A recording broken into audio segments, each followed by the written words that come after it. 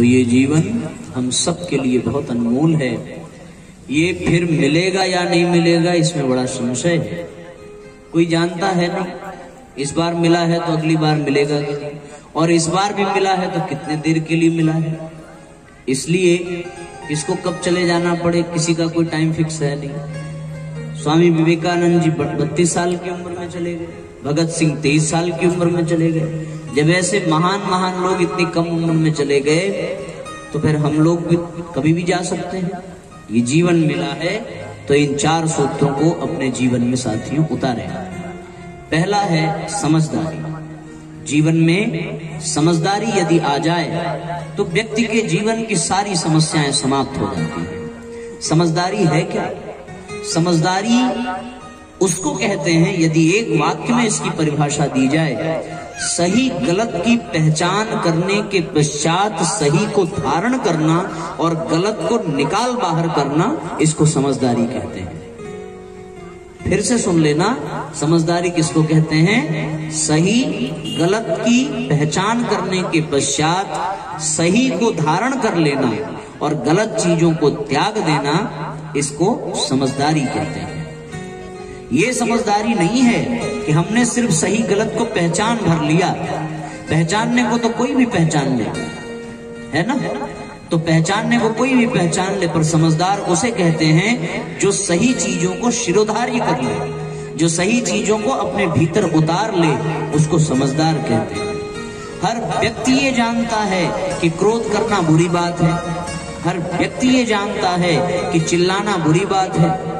जानते तो सब हैं कि क्या सही है और क्या गलत है, लेकिन उसमें से जो सही है उसे हम अपने जीवन में उतार नहीं पाते, उसे हम अपने जीवन में धारण नहीं कर पाते। यहाँ पर समझदारी की अत्यंत आवश्यकता पड़ती है। हमारे भीतर यदि समझदारी होगी तो हम हमेशा श्रेष्ठता को ही धारण करेंगे, और यदि हमारे भीतर समझदारी नहीं होगी तो हम हमेशा गलत चीजों को ही धारण करेंगे। समझदारी की पहचान साथियों तब होती है जब हमारे जीवन में कठिन परिस्थितियां आती हैं, जब हमारे जीवन में विपरीत परिस्थिति आती है, तब हमारे समझदारी की पहचान होती है। एक बार की बात है, देवता बैठे हुए थे ब्रह्मा जी के पास, और इतने में असुर भी वहां पहुंचे। असुर वहां पहुंचे, वहां पहुंच करके उन्होंने शिकायत की कि आप सारे वरदान और सारी सिद्धियां देवताओं को ही देते हैं, हम असुरों को नहीं देते, ऐसा क्यों? ब्रह्मा जी ने कहा, इसका उत्तर हम तुरंत नहीं देंगे, इसका उत्तर आज शाम को आप सब लोगों को मिलेगा। और ब्रह्मा जी ने सबको शाम को डिनर पे बुलाया। डिनर मतलब समझते हो? कभी गए हो कहीं डिनर पे? ब्रह्मा जी ने सबको डिनर पे बुलाया। अब जब कोई किसी को बुलाता है तो खूब बढ़िया बढ़िया आइटम बनाता है, खाने पीने की सारी व्यवस्था। ब्रह्मा जी को तो बनाना भी नहीं था, उनको तो बस आंख बंद करके मंत्र पढ़ना था, सारा भोजन सारी व्यवस्था सामने उपस्थित। तो एक तरफ देवताओं को बिठाया गया, एक तरफ असुरों को बिठाया गया, और ब्रह्मा जी ने एक मंत्र पढ़ा, सारे देवताओं और दानवों के सामने 56 भोग के व्यंजन से सजी हुई थाल सबके सामने उपस्थित हो गई। ब्रह्मा जी ने कहा कि एक शर्त है कि आप खाने के लिए बुलाए गए हैं, आप खा भी सकते हैं, इसमें कोई दिक्कत नहीं है, लेकिन किसी के भी हाथ मुड़ेंगे नहीं। क्या नहीं होगा? हाथ मुड़ेंगे नहीं। अच्छा, बिना हाथ मोड़े खा सकते हैं हम लोग? नहीं खा सकते ना। अगर हम निवाला उठाते भी हैं तो मुंह तक पहुंचाने के लिए हाथ को मोड़ना ही पड़ेगा। देखो यहाँ मोड़ना पड़ रहा है, बड़ी समस्या हुई। असुर बिल्कुल चिल्लाने लगे, ये तो आपने बेइज्जती कर दी दरवाजे पे बुला करके, यदि आपको ऐसे ही करना था तो आप बुलाते ही नहीं, हम अपने घर पे ही खा लेते। बड़ी समस्या हो गई। हर व्यक्ति सोच रहा है कि हम खाएं कैसे। अच्छा, असुरों की बुद्धि देखो, उनकी समझदारी। मैं समझदारी बताने के, समझदारी होती क्या है ये आपको इससे अच्छे से समझ में आएगा। उनकी समझदारी देखो। असुरों ने सोचा हाथ मुड़ नहीं रहा है तो क्या हुआ, निवाला लिया, ऊपर उठा के फेंका और नीचे मुंह लगाया, और निशाना कुछ ऐसा कि मुंह की बजाय कुछ निवाला कान पे गिरा, कुछ आंख पे गिरा, कुछ नाक पे गिरा। जनाब की पेट तो भरे नहीं पर मुंह अवश्य भर गया। ऐसी उनकी समझदारी थी। एक भी व्यक्ति खा नहीं पाया और सारे असुर झगड़ा करके चिल्ला के नाराज होके ब्रह्मा जी को गालियां सुना करके चले। देवताओं की बारी आई। देवताओं ने भी विचार किया कि ये तो बड़ी समस्या है भाई, अगर हाथ मुड़ेगा नहीं तो खाएंगे कैसे। उन्होंने सोचा खा नहीं सकते हाथ बिना मोड़े, लेकिन हाथ सीधा रख के खिला तो सकते हैं। और उन्होंने समझदारी क्या दिखाई, खिलाने की। खाना छोड़ दिया, खिलाना शुरू किया। तो एक देवता दूसरे देवता को निवाला उठा करके खिलाता गया और दूसरा दूसरे को खिलाता गया।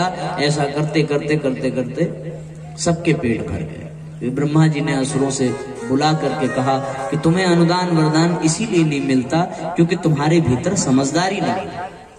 और समझदारी जब आ जाती है साथियों, तो व्यक्ति के जीवन की सारी समस्या समाप्त हो जाती है।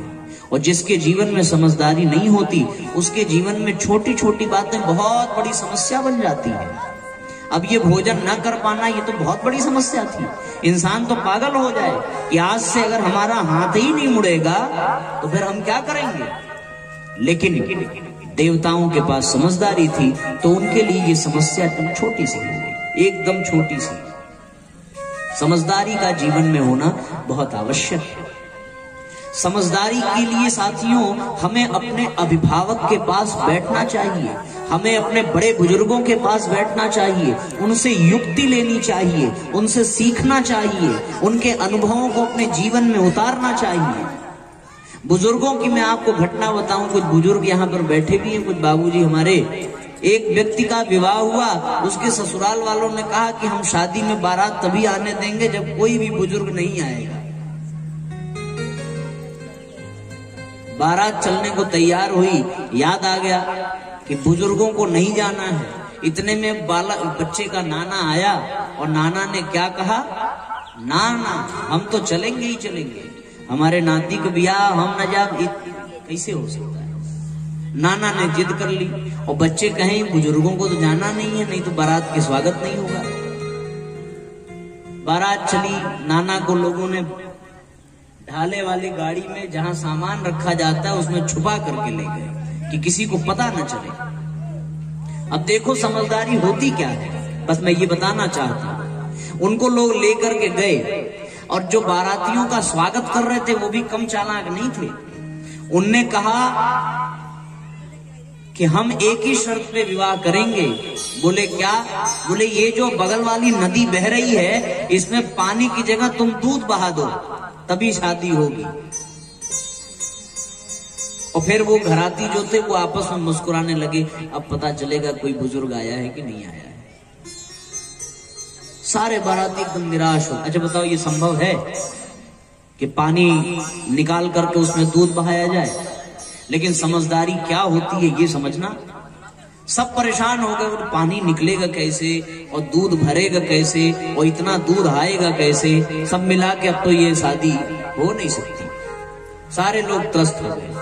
अब ये हुआ, तब तक लड़के को याद आया कि अब तो होना ही नहीं है, तो फिर नाना को काहे घुट घुट के मार रहे हैं, उनको जल्दी बाहर निकाला जाए।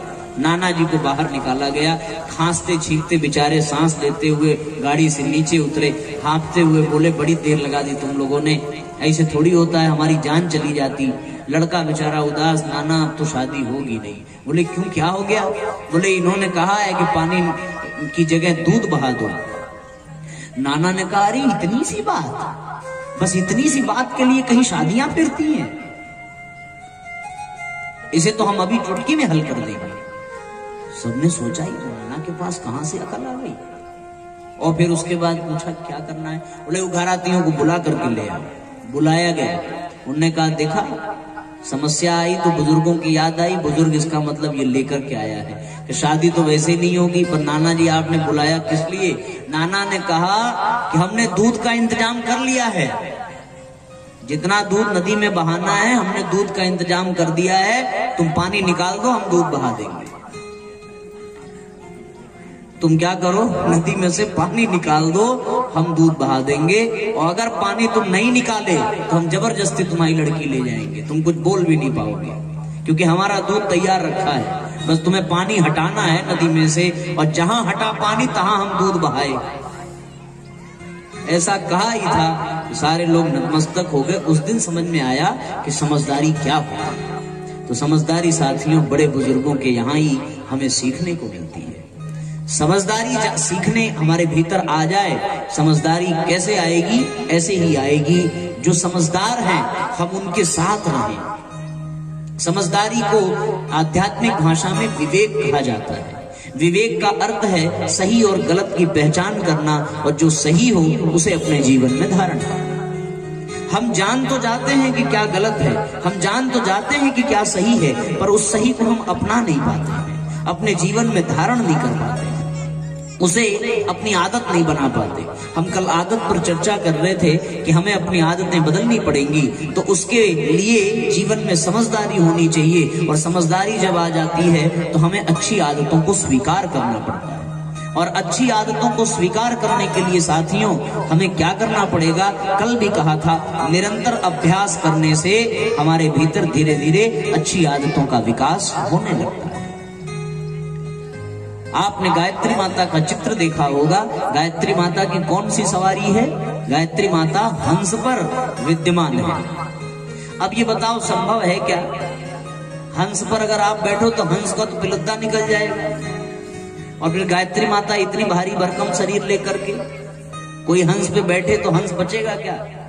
लेकिन ये चित्र में किस लिए बनाया गया?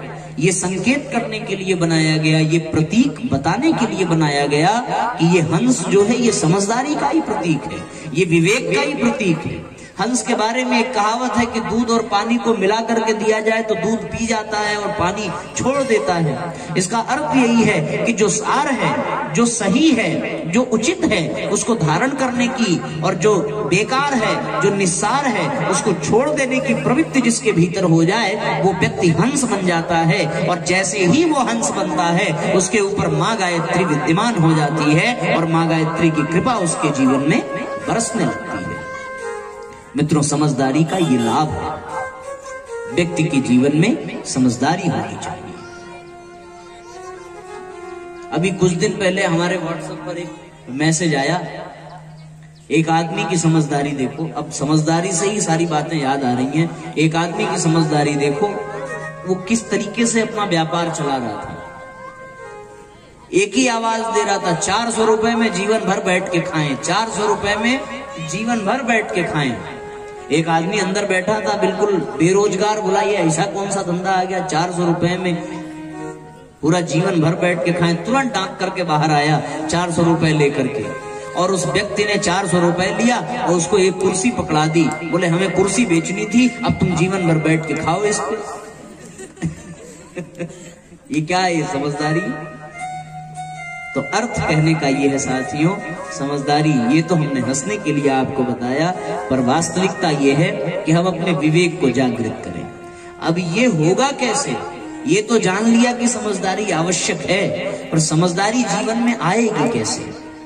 ये भी तो एक बहुत बड़ा प्रश्न चिन्ह है। चलो ये भी है, अपने माता पिता के साथ, अपने दादा नाना नानी दादी के पास बैठने पर, उनके अनुभवों से सीखने पर समझदारी आ जाएगी। पर समझदारी के लिए क्या करना पड़ेगा? समझदारी के लिए साथियों, माँ गायत्री को अपने भीतर विद्यमान करने के लिए साथियों एक ही चीज करनी पड़ेगी, और वो ये है कि हमें अपने जीवन में गायत्री मंत्र को स्थान देना पड़ेगा। गायत्री मंत्र कितने लोग जपते हैं जरा बताइए हाथ उठा करके। झूठ मत बोलना, बहुत पिटाई करेंगे। झूठ नहीं बोलते, सच्ची बात। आप लोगों में कौन कौन गायत्री मंत्र का जप करते हैं? 1 2 3, हाँ, हाथ नीचे करें। मित्रों, समझदारी प्राप्त करने का सर्वश्रेष्ठ माध्यम है आज के समय में गायत्री मंत्र का जप।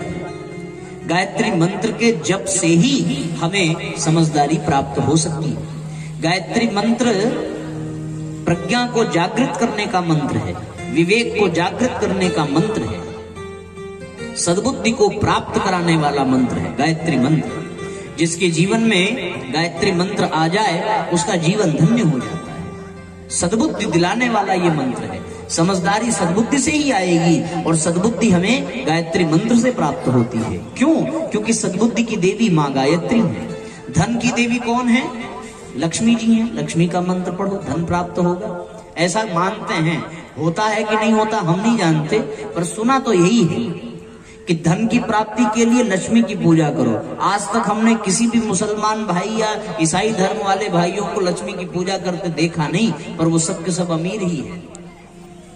लेकिन अपने यहाँ एक भाव है, तो धन की प्राप्ति के लिए लक्ष्मी की पूजा अभ्यर्थना, ये तो कितना सही है नहीं पता, लेकिन गायत्री मंत्र से सद्बुद्धि अवश्य प्राप्त होती है, इसमें कोई दो राय नहीं है।